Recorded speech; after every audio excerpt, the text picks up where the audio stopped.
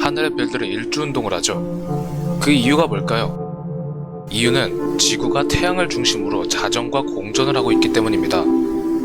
별들의 위치는 고정되어 있고 지구가 돌고 있으니 우리가 보기에는 별들이 움직이는 것처럼 보이겠죠. 하지만 인류가 태어나고 아주 오랜 시간 동안 밤에는 하늘의 별을 보고 방향을 알았다고 합니다. 아니 이게 뭔 소리냐, 너가 방금 별이 시시각각 위치가 변하는 일주운동을 한다고 했는데 별을 보고 방향을 알았다고? 여러분이 어렸을 적 들어봤던 별 이름 중 가장 처음에 들어봤던 이름은 무엇인가요? 네, 대부분 북극성, 폴라리스일 겁니다. 북극성의 특징은 1년 365일 동안 북쪽 하늘에서 볼 수 있다는 것입니다. 이건 또 무슨 소리냐? 북극성의 일주운동을 안 한다는 뜻이냐? 자, 이 원을 지구라고 생각하겠습니다. 그리고 이 막대를 지구의 자전축이라고 하겠습니다. 여기서 자전축이란 천체가 자전할 때 중심이 되는 회전축을 말합니다. 즉, 이 축을 기준으로 자전을 하죠. 우주에 수많은 별들이 고정되어 있고 지구가 자전을 하기 때문에 별들이 일주운동을 한다고 했었죠. 여기서 북극성의 위치를 표시해 보겠습니다. 북극성의 위치는 지구의 자전축과 동일한 방향입니다. 지구의 자전축과 동일한 방향이기 때문에 북극성이 북쪽 하늘에서 365일 내내 보이는 것입니다. 여러분이 회전하는 팽이를 위에서 쳐다보면 팽이의 윗모습이 계속 보이는 것과 같은 원리입니다. 그럼 북극성은 정말 북쪽 하늘에 고정인 걸까?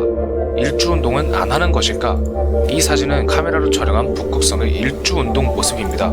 다른 별들과 함께 북극성이 곡선으로 휘어 있죠.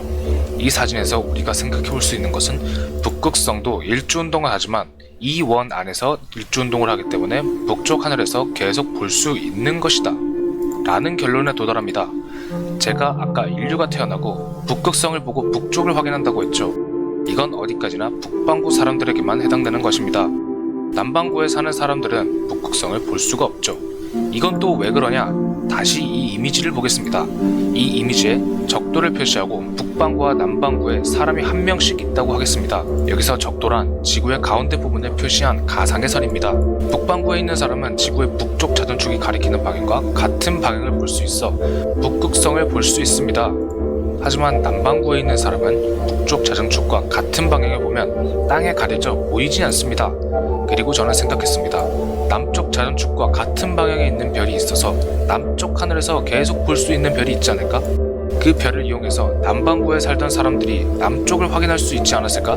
그럼 남쪽 자전축에 밝게 빛나는 별이 있는지 확인해 봐야겠죠. 아까 남반구에 있는 사람들은 북극성을 보지 못하는 이유와 같은 이유로 북반구에 있는 사람들은 남쪽 자전축과 같은 방향을 보지 못합니다.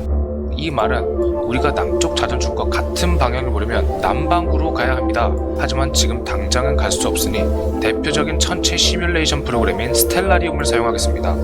위치를 남반구에 있는 호주의 시드니로 설정하고 밤하늘을 보겠습니다. 남쪽 자전축과 비슷한 방향에 있는 남쪽 폴라리스라는 별이 보입니다. 그럼 이 별의 일주운동은 이 범위 안에서 일어난다는 것을 우리는 알 수 있습니다. 그럼 남반구에 있는 사람들은 이 남쪽 폴라리스를 보고 남쪽을 확인했다는 것을 알 수 있습니다. 오늘의 결론은 북극성도 일주운동을 하지만 그 위치가 북쪽 하늘을 벗어나지 않는다. 그리고 남반구의 남쪽 폴라리스로 남쪽을 확인했다 정도로 정리할 수 있겠습니다.